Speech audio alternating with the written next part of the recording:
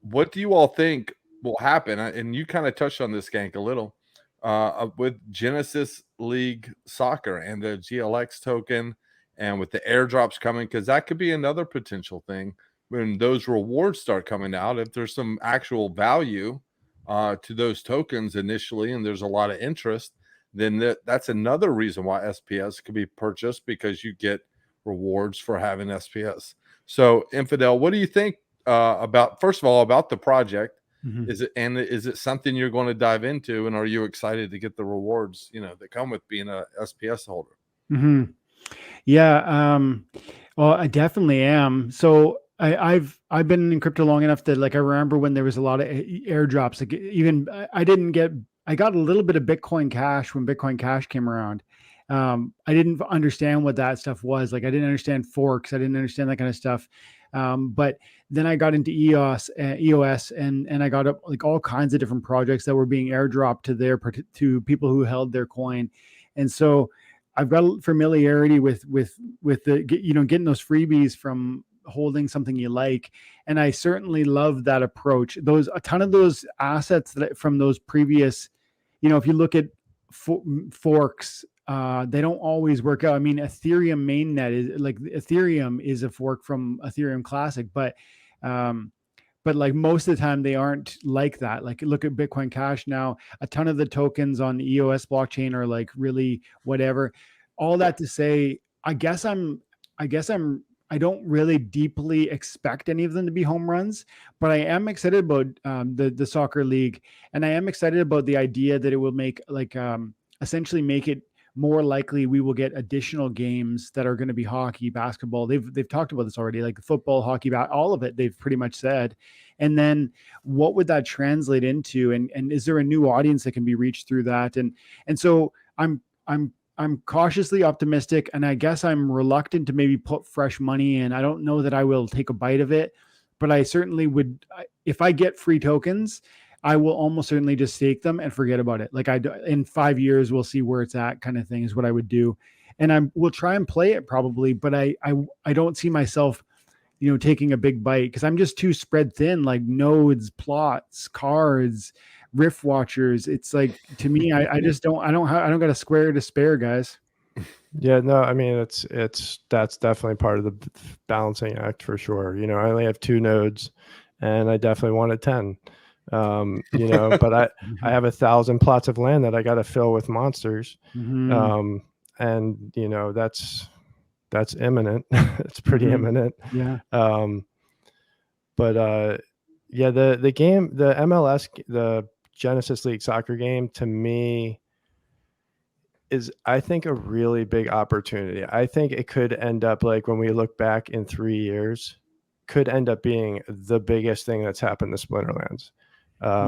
The platform itself, and soccer just being the first game on the platform, but the platform itself, I think, really could kick the doors wide open into our game, because I think what we're going to see happen is that ultimately, I know a lot of European soccer fans are like not necessarily huge on MLS, but when push comes to shove, it's going to be a real life, soccer league crypto game with real players on real NFTs, and compared to anything else in our space, like, that's going to be something that's, a lot of them are still going to, like, mentally reluctantly, like, go into, because I think it's still something that they're going to feel they know very well, feel very comfortable, will like the idea of a crypto game, play to earn game. And so once they learn to play those games, their login, their password is the same.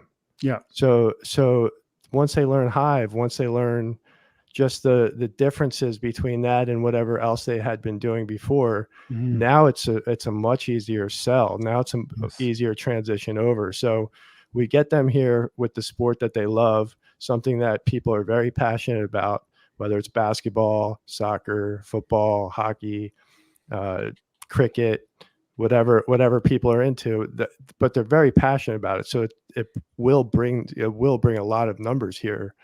Hopefully the game keeps them around, and then There's going to be like curiosity, what else is on this blockchain? Just like a lot of us found RisingStar, because we were like, we got here, like, what else is on this blockchain? You know? And so that was about it that was on the blockchain. So a lot of us started playing RisingStar. But it's now they're going to be coming in for this game, and oh, this project's been around for 4 years and they've been top of the charts for years. Like, let me check that out. Mm-hmm. You know? So I think there's a lot of potential upside, and I think it could end up being pretty massive. Yeah. The other thing I think is really cool is that the first 5 years of play to earn for that game, we're getting an equivalent amount of airdrop in 1 year as SPS stakeholders. Mm-hmm. You know, and that's it's a lot. That's a lot of stake in, and that's not just for the soccer, that's for the platform. So that's pretty awesome. That's the crazy part. And so if I sound like I am like, I don't know what word to use there. I'm not convinced that it's going to be everything I want it to be.